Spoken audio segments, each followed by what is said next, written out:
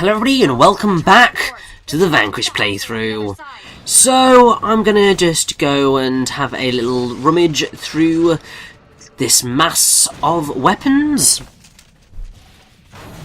Because, yeah. This is a little embarrassing story. So, I finished this mission. I had accidentally swapped out a weapon, which I'm pretty sure was my assault rifle, for something else.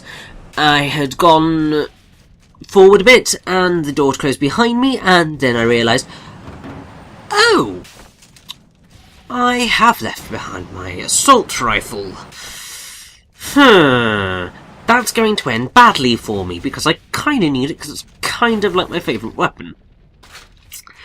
So, then it was just like, right, how do I go about this? Let's try restarting the mission. Or at least let's try going back as far as possible. It wouldn't let me go back, and then I was just like, right, let's just restart the mission. And it put me back there, and I was just like, oh, okay, this is helpful. And then I was just like, crud, how do I get away with trying to edit around this? Because kind of a little bit difficult, considering I never stood still for any period of time after the end of that mission. I just went straight forward because, well, why wouldn't you? And then when I was editing, I was just like, oh my god, I can end the part at the end of the mission, and I can start the next part on the next chunk. And I was just like, oh my good god, thank god.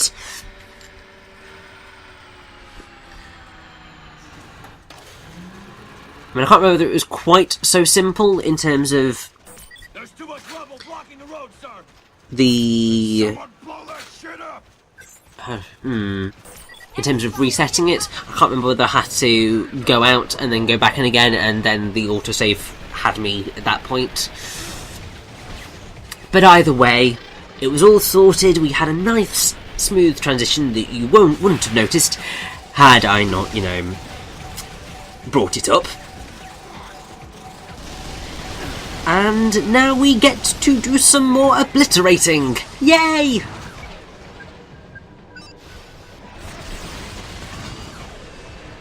Now, those air Gatling guns can be a bit of a pain.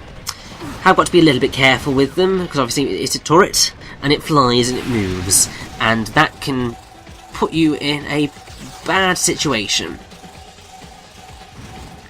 Also, I'm pretty sure that this is another situation where if you want to pick up anything, you've got to do it before you kill the final enemy. Because once this is done, you are going to launch immediately into the next section. And it's going to be glorious, if only I wasn't quite so reckless as I am in this game.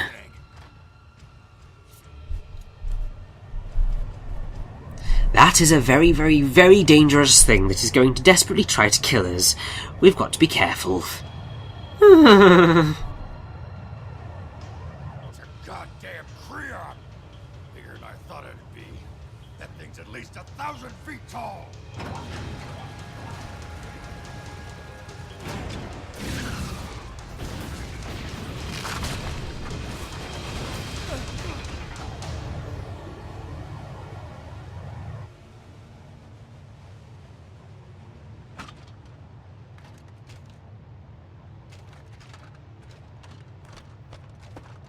That was easier than expected. Well, that big piece of work won't be.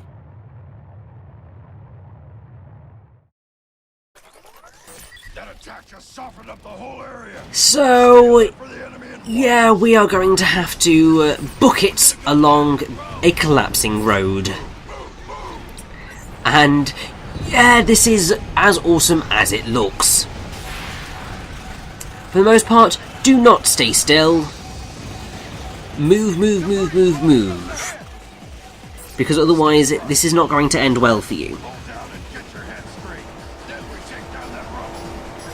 At this point, you have just got to defeat the enemies. If you don't defeat those Romanovs, then the debris is not going to be cleared.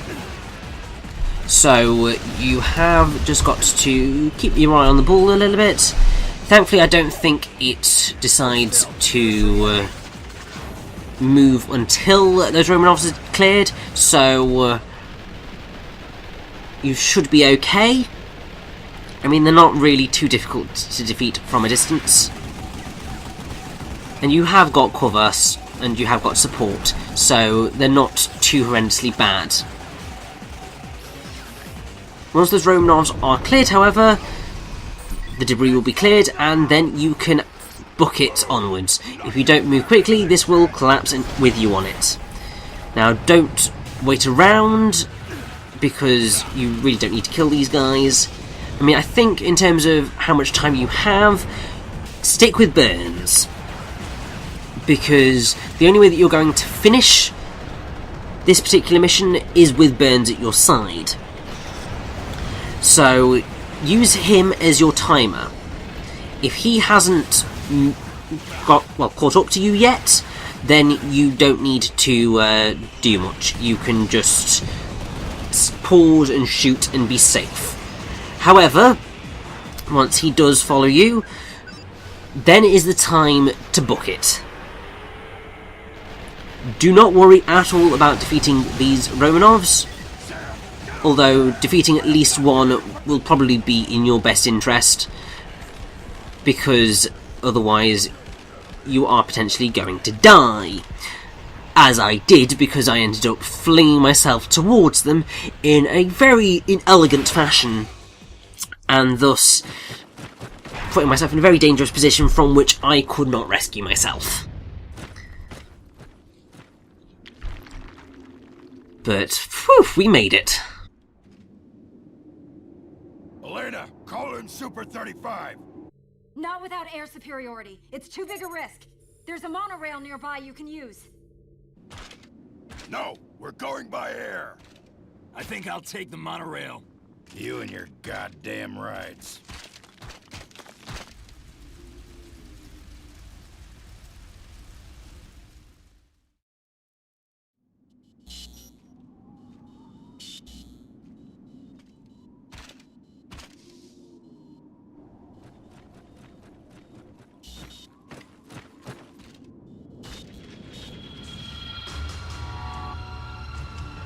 But, oh, this thing is getting threatening.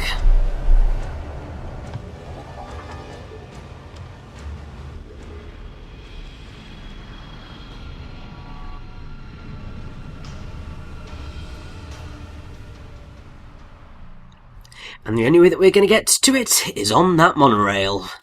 So that's exactly what we're going to be doing.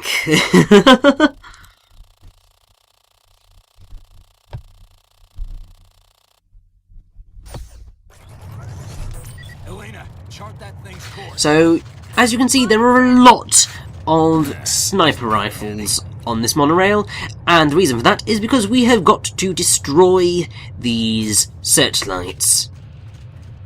They've all got silencers on them, so you shouldn't really be too damaged. And noise-wise with them, you shouldn't cause anything.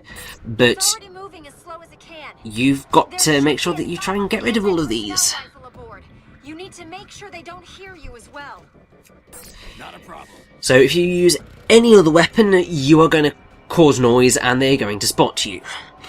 But if you just use the sniper rifles, you'll be absolutely fine. Now, I'm pretty sure that you do get an achievement or trophy for getting through the section without getting spotted at all.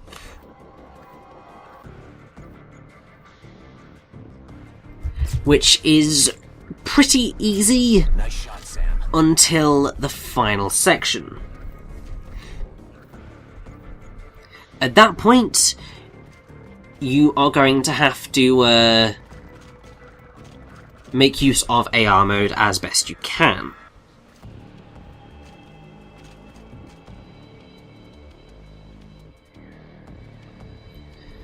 Nice shot, Sam. I do really like this chapter, because even though it's playing on being stealthy, it does require you to be very precise with your shots, because you do only have a limited amount of sniper rifle ammo on this thing. and it's got great level of tension, and it's just quite cool. I think the only problem is that there is a lot of waiting if you are a particularly fast shooter. Now, when this transport appears, you have got to make sure that you get it as soon as it's behind you, or rather quickly as soon as it's behind you, because if it gets too close, it will spot you. Enemy disabled. The bogey is circling on your 6, Sam. Fire from the aft of the monorail car. Because, I've detected a missile launch. as you can see, we just got spotted because of that transport. And it is now going to try and obliterate us. Now, no matter what you do, you can destroy that light there, but you really need to destroy the ship. Thankfully, once you have destroyed it, eventually any missiles that are getting fired at you will stop. Take out the enemy before they hit you. Although, as you can see, it's going to keep going. Well, it was going to keep going for a little bit longer than it really needed to. Annoyingly, I messed up there. What I needed to do is, when that transport started to come up from behind, I needed to snipe the pilot before he had a chance to notice me. There is more than enough time to do that, and then catch the lights in front of you to get through, and you do get an achievement for it. And I'm pretty sure that it's a subtle reference to, well, not too subtle reference, to a certain other stealth franchise, because the achievement is Fisher is the other Sam, which is obviously a reference to Sam Fisher from the Splinter Cell series, which is quite a nice little reference, I think.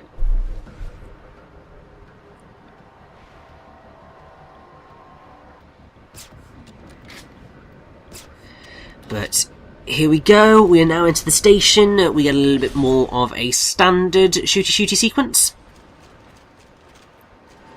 Something's blocking your path, Sam. Because, yeah, we've got to blow stuff up. Explosives should do the trick. Now, there's quite a few enemies around here. Make sure that you do try and kill them all before you plant those bombs, because otherwise you're going to be in a little bit of a dangerous position. But thankfully this particular bit is not too difficult. If you manage to get past the monorail, then you should easily be able to get past this bit, because obviously it's just a bunch of Georgies. I'm still never going to be able to get that right. So it's all good. And I mean, to be fair, it just all ends up working out rather nicely, because you have the nice slow pace of the stealth section, and then you have this burst of action, and then it's going to build up to what amounts to a mini-boss or a boss fight, which is just really quite cool.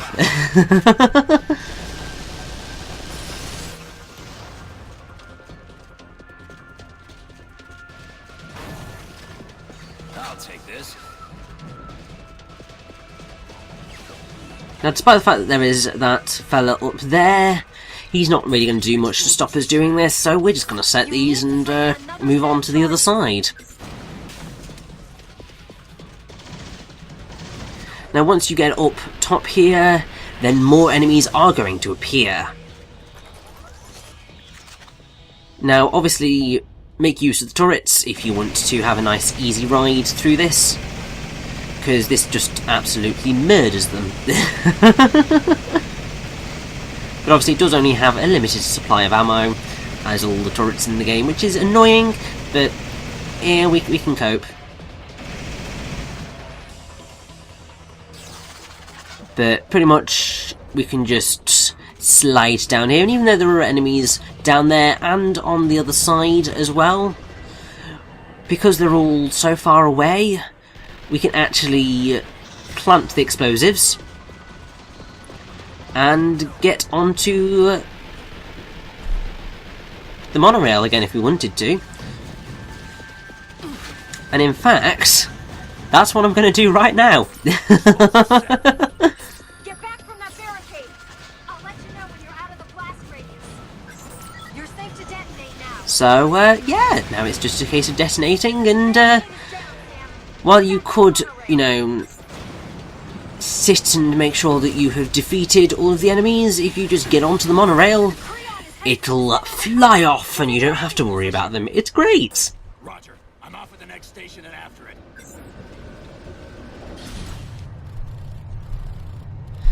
Still got to pursue the Creon a little bit, but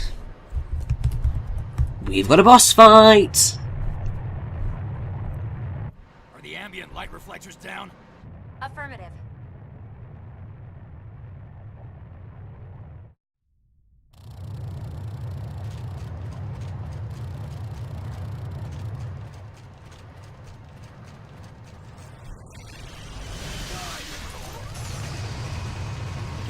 And there's the Creon. That's not what we want to be facing down.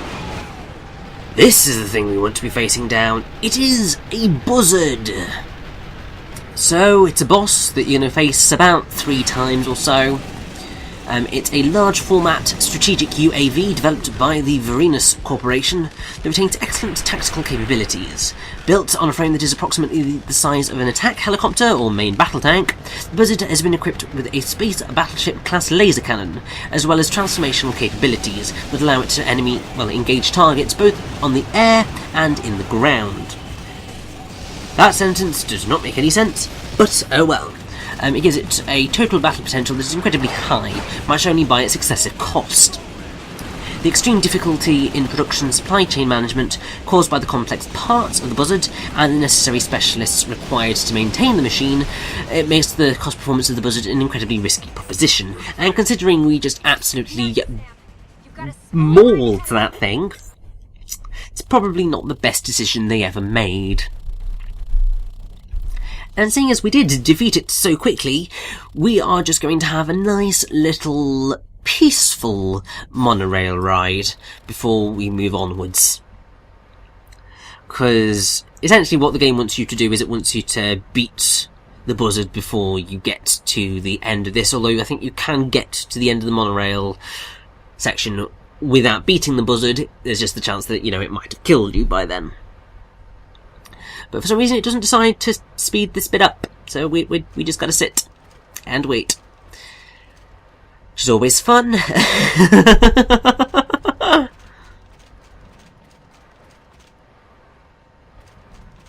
But either way, let us move on to the next mission, and we are about to face down the Creon. It's going to be interesting, I think.